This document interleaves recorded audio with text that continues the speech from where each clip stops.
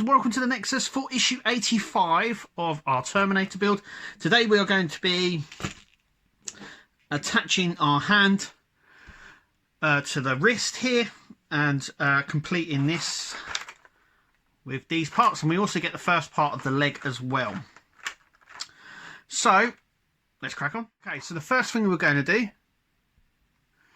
is we're going to take these, all plastic. We're going to take the rubber sections just here and the screws. Now this is plastic, as we know. This is the outside cover for the leg. We need to put that safely aside, and we've also got our plastic sort of tendons. So these tendons here will be attached to these sections like we did with the right hand. So yeah, so we're going to screw these all on the top here, not to fully screw them in, but just enough that they bite, sort of thing. So that's what I'm going to go ahead and do. Okay, so I've gone ahead and done them as they are just here, and I'm just going to show you what I mean. So I've got this one here. I'm just going to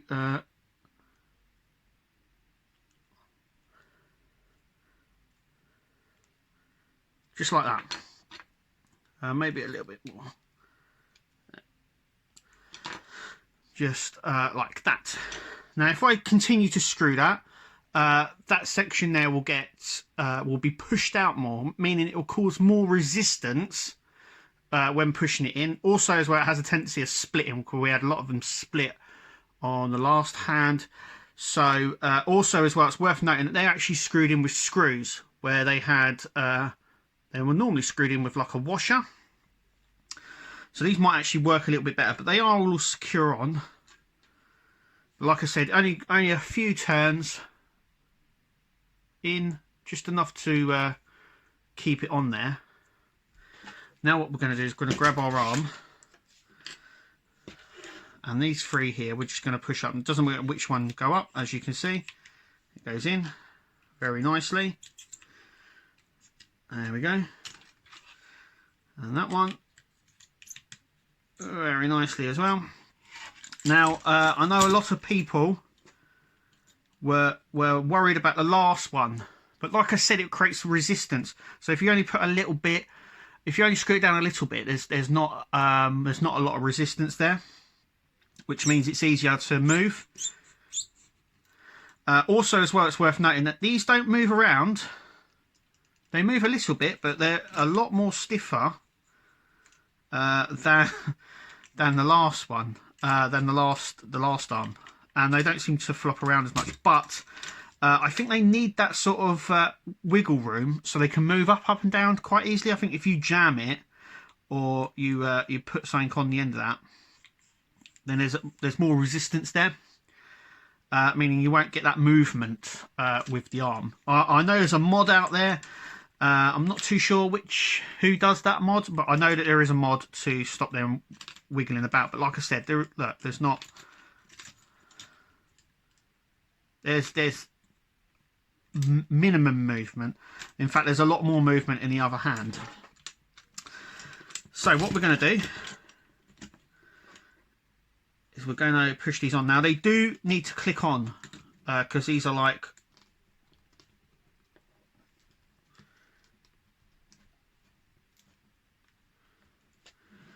so. And then what we're going to do is we're just going to click these on like so, like that. So the hand's on. So what we're going to do is we're going to turn this over, pull the arms up and the fingers down, so down like so. And then we're going to cut these out, these little sections. So we've got one here, one there, one there, one there. We're going to cut these out, and these are going to be glued into these recess holes, just just in there. And that's what I'm going to do now. So what I use my Conquest or Warhammer spur cutter, which actually is a really nice one. It allows you to get very close to the spur, so you need to be really careful in cutting. But as you can see, that is cut perfect. and I really do like these cutters. So I'm just going to do that again, so you can see, so you can get right close to where you've got a cut. Now it's very difficult to see where we're going to cut, but it is right here at this little point here. So we're just going to cut just there, and it creates a clean cut which doesn't need tidying up, and actually we can twist that one off just there, and then we're going to cut as close to here like that, as close as we can. And as you can see, because we can cut very close with these cutting tools here, so as you can see, it's very close and it cuts really nicely and very, very cleanly, as you can see. So I've got these four. So what I'm just going to do is the square end, I'm going to dab a bit of glue on the top of that square end and put the four of them into the recess holes just here. Okay, so I've gone ahead and done that. As you can see, they are just here. Now what we're going to do is we're going to pass these wires, these tendon wires, like we did before. So just through these holes, and we need to make sure that they are just like that. So we have two this side and two that side. So the furthest one over, we're going to do this one first. It's all just about getting it in the hole and pulling it, as you can see, like that. This one is just on the inside, just there. It's all just about lining it up. Is that a better view? I think that might be a better view. Just like that. And then we've got two this side. So once again, I've got a pair of tweezers. I should really use them, to be fair. Just like that. That one goes through, and then we've got this one,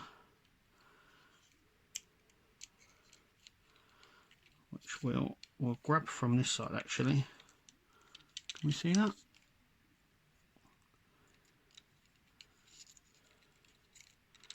Ooh, I'm going to grab it right down the bottom here.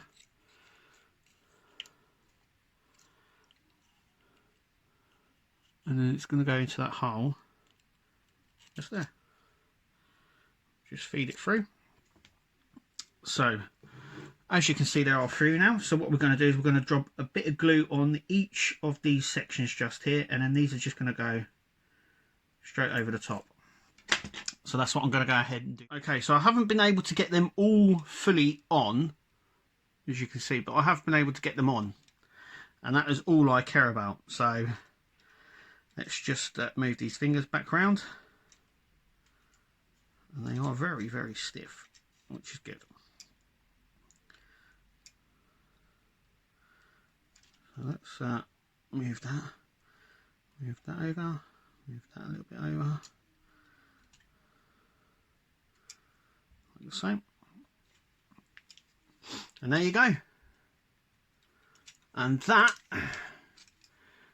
is the left arm. Now we don't put it on yet, but it is complete near enough. It just needs to go onto the body now.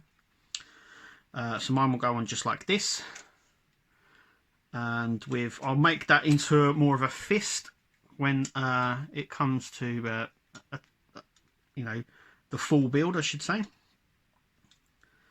But yeah, I'm very happy with how that is. I'm not, like I said, I'm not going to, once I get a pose for this, it ain't going to be moved in any fashion. I know a lot of people will be loving to move them, put them in different poses and photos and all like that. I can't wait to finally see them. But there we go, that arm is done. Now one other little thing I just want to point out, we do have this as well, obviously. I've put that aside. Now, if you're building the Agora model, it's worth noting that after January's delivery, Agora people who are building it for Agora will be ahead. I do believe the build finishes around, I think it's May time, for us subscribers, May, June time, for the Hachette people. If you're building it through Agora, you'll be finished a month earlier. So, but I'm building it through Hachette, and I just thought I'd list that, just tell you that. So after January, you will be ahead if you're collecting it through Agora. But there you go, there it is. That's the left arm finished. So let's take a look and see what comes in issue 86.